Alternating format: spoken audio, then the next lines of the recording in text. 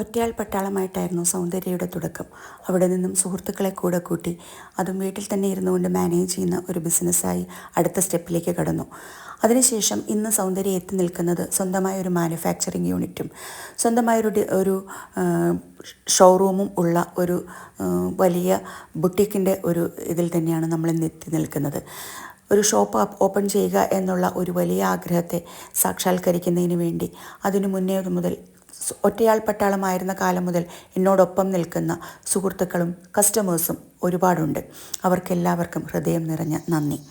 അതോടൊപ്പം എന്നെ ഇത്രയും വേഗം ഇത്രയും വലിയൊരു വിജയത്തിലേക്ക് നയിച്ച ജഗദീശ്വരനും നന്ദി.